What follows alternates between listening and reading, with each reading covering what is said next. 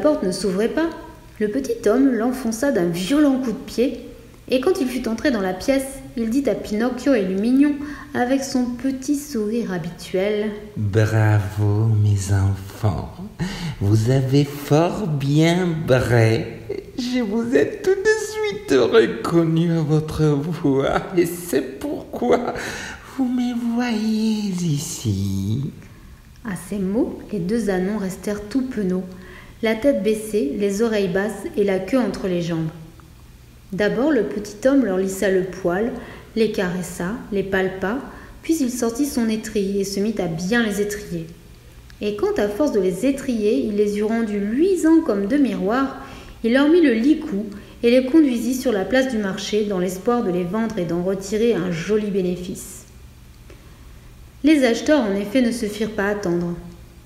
Lumignon fut acheté par un paysan dont l'âne était mort la veille, et Pinocchio fut vendu au directeur d'une troupe de clowns et de danseurs de cordes qui l'acheta pour le dresser et le faire ensuite sauter et danser avec les autres animaux de la troupe.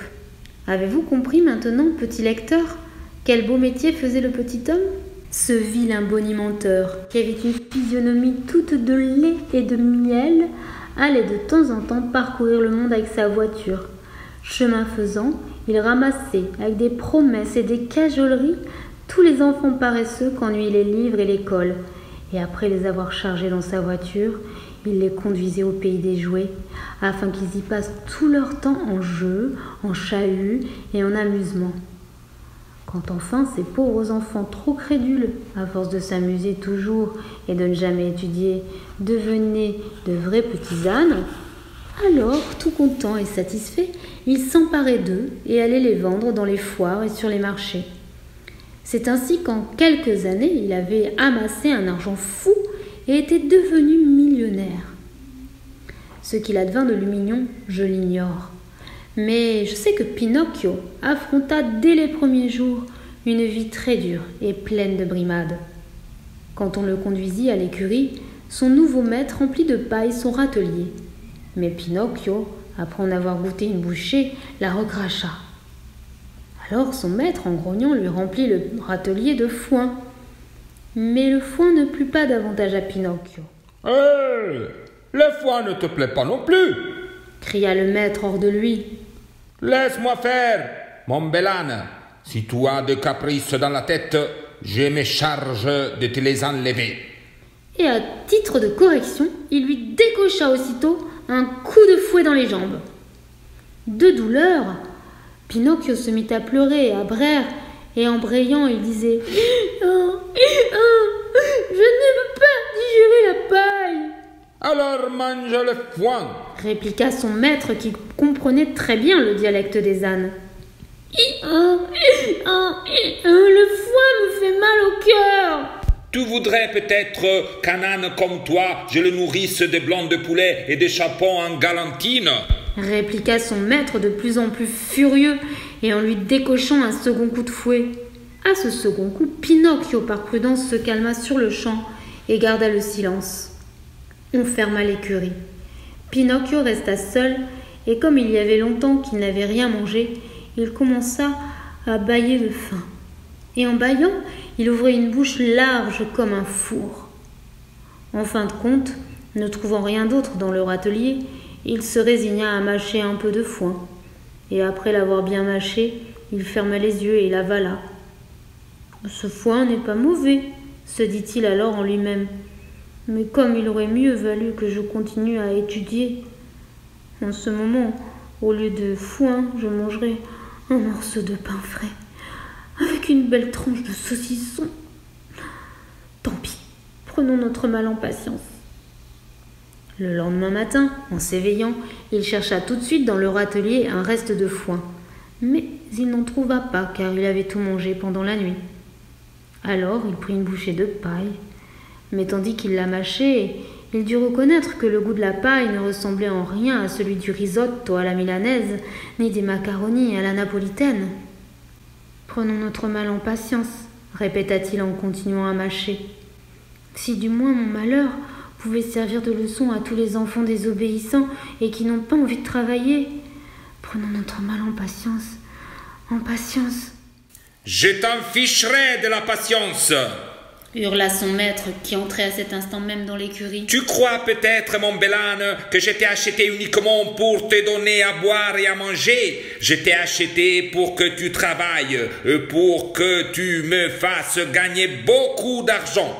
Allez hop, un peu de courage, viens avec moi dans le cirque et là je t'apprendrai à sauter dans les cerceaux, à crever de la tête les tambours de papier et à danser la valse de la polka en te tenant debout sous les pattes de derrière. Le pauvre Pinocchio dut, de gré ou de force, apprendre toutes ces belles choses. Mais pour les apprendre, il lui fallut 3 mois de leçons et des coups de fouet à lui arracher le poil. Enfin, le jour vint où son maître put annoncer un spectacle vraiment extraordinaire. Les affiches de diverses couleurs collées au coin des rues disaient ceci. Grand spectacle de gala. Ce soir auront lieu les sauts habituels et des exercices surprenants exécutés par tous les artistes et par tous les chevaux de deux sexes de la compagnie. De plus, on verra par la première fois le célèbre âne Pinocchio, dit l'étoile de la danse.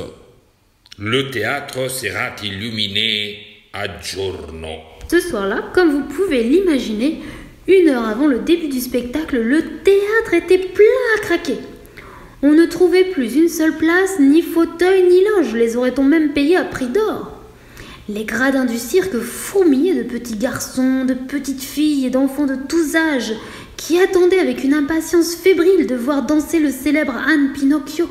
La première partie du spectacle terminée, le directeur de la compagnie, en habit noir, culotte courte blanche et bottes de peau qui lui montaient jusqu'au-dessus des genoux, se présenta devant le public et après s'être profondément incliné, commença avec beaucoup de solennité l'extravagant discours que voici. Respectable assistance, mesdames et messieurs, l'humble sous-signé étant des passages en votre illustre cité, a voulu célébrer l'honneur, non moins que le plaisir, de présenter à cet intelligent et considérable auditoire un âne célèbre qui a déjà eu l'honneur de danser devant Sa Majesté l'Empereur de toutes les principales cours d'Europe. Et en vous remerciant, aidez-nous de votre encourageante présence et soyez indulgente. Ce discours fut accueilli par beaucoup d'éclats de rire et d'applaudissements, mais les applaudissements redoublèrent et devinrent une sorte d'ouragan à l'apparition de l'âne Pinocchio au milieu du cirque. Il était paré comme les jours de fête. Il avait une bride neuve de cuir reluisant avec boucles et bossettes de cuivre, un camélia blanc à chaque oreille, la crinière divisée en boucles retenues par de petits nœuds de soie rose. Une grande écharpe d'or et d'argent lui ceignait la taille et sa queue était toute tressée de rubans de velours amarante et bleu. Bref, c'était un petit âne à vous faire tomber amoureux. Le directeur, en le présentant au public, ajouta ces quelques petits mots. Chers respectables auditeurs, je ne vous cacherai pas ici les grandes difficultés qu'il m'a fallu vaincre pour comprendre et assujettir ces mammifères quand ils passaient librement de montagne en montagne dans les plaines de la zone torride. Observez, je vous prie, quelle sauvagerie transparaît dans ses yeux, de telle sorte que tout le moyen ayant été vain pour le faire vivre en quadrupède civilisé, j'ai dû plusieurs fois recourir à l'aimable langage du fouet. Mais toutes les gentillesses que je lui faisais, au lieu de m'attirer son affection, m'ont dégagné davantage son cœur. Cependant, moi, suivant le système d'égal, je trouvais dans son crâne un petit cartilage osseux de la faculté de médecine de Paris, elle-même reconnue être le bulbe générateur de cheveux et de la danse pyrrhique. C'est pour cette raison que j'ai décidé de lui apprendre non seulement les divers sauts de cerceaux et de cercles de tonneaux garnis de papier, mais aussi la danse. Admirez et jugez. Avant toutefois de prendre congé de vous, permettez-moi, mesdames et mesdemoiselles et messieurs, de vous inviter à notre matinée de demain soir. Mais dans l'apothéose où le temps pluvieux nous menacerait de la pluie, le spectacle de demain soir serait retardé jusqu'à demain 11h du matin de l'après-midi. Ici, le directeur fit de nouveau une profonde révérence, puis se tournant vers Pinocchio, il lui dit « Courage, Pinocchio, avant de commencer vos exercices, saluez cette honorable assistance. Dames, messieurs et enfants !» Docile, Pinocchio plia tout de suite ses deux genoux de devant jusqu'à terre et resta agenouillé jusqu'à ce que le directeur, faisant claquer son fouet, lui cria « Au pas !» Alors le petit âne se dressa sur ses quatre pattes et se mit à tourner tout autour du cirque en marchant au pas. Un moment après, le directeur cria « Au trot !»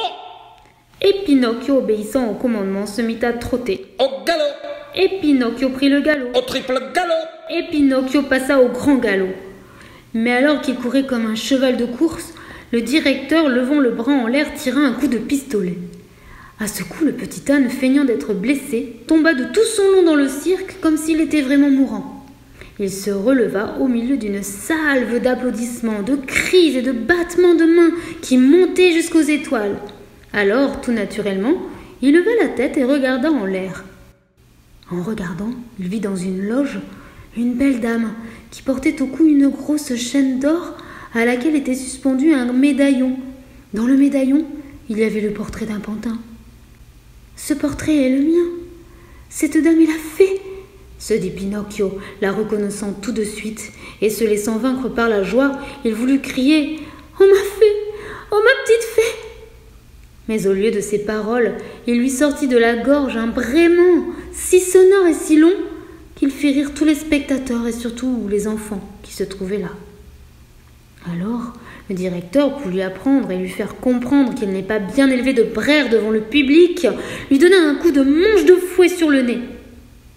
Le pauvre petit âne, sortant sa langue, se lécha le nez pendant au moins 5 minutes, croyant peut-être apaiser ainsi la douleur qu'il avait ressentie. Mais quel ne fut pas son désespoir quand, levant la tête une seconde fois, il vit que la loge était vide et que la fée avait disparu. Il se sentit mourir. Ses yeux s'emplirent de larmes et il se mit à pleurer à chaudes larmes.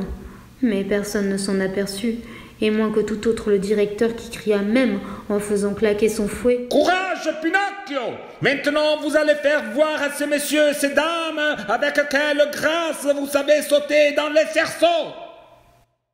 Pinocchio s'y essaya 2 ou 3 fois, mais chaque fois qu'il arrivait devant le cerceau, au lieu de le traverser, il passait par-dessous pour plus de commodité. Finalement, il prit son élan, bondit et le traversa. Mais ses pattes de derrière restèrent malheureusement prises dans le cerceau, et il retomba lourdement par terre de l'autre côté, tout d'un bloc. Quand il se releva, il boitait, et c'est à grand-peine qu'il put rentrer à l'écurie. « Reviens, Pinocchio! Nous voulons le petit âne! Amenez le petit âne !» criaient du parterre les enfants apitoyés et émus par ce triste accident. Mais le petit âne ne reparut pas de la soirée. Le lendemain matin, le vétérinaire, autrement dit le médecin des animaux, l'examina et déclara qu'il resterait boiteux toute sa vie. Le directeur dit alors à son garçon d'écurie « Que veux-tu que je fasse d'un âne boiteux ? Ce ne serait qu'une bouche de plus à nourrir. Conduis-le donc au marché et vends-le. » Arrivés sur la place du marché, ils trouvèrent tout de suite un acheteur. Celui-ci demanda au garçon d'écurie « Combien veux-tu pour cet âne boiteux ? » 20 francs. Je t'en donne 20 sous. Ne crois pas que je l'achète pour m'en servir. Je l'achète uniquement pour sa peau. J'ai remarqué qu'il avait la peau très dure. Et je pourrais en faire un tambour pour la fanfare de mon village. Je vous laisse à penser, mes enfants. Le plaisir qu'éprouva le pauvre Pinocchio quand il entendit qu'il était destiné à devenir un tambour. Le fait est que l'acheteur, dès qu'il eut payé ses 20 sous, conduisit le petit âne au bord de la mer. Et après lui avoir mis une pierre au cou et l'avoir attaché par une patte avec une corde dont il tenait en main l'autre extrémité, il le poussa violemment d'un geste soudain et le jeta dans l'eau. Pinocchio, avec cette lourde pierre au cou, coula tout de suite. Et l'acheteur, tenant la corde toujours serrée dans sa main, s'assit sur un rocher, en attendant que le petit âne ait le temps de mourir noyé, pour pouvoir ensuite lui enlever sa peau.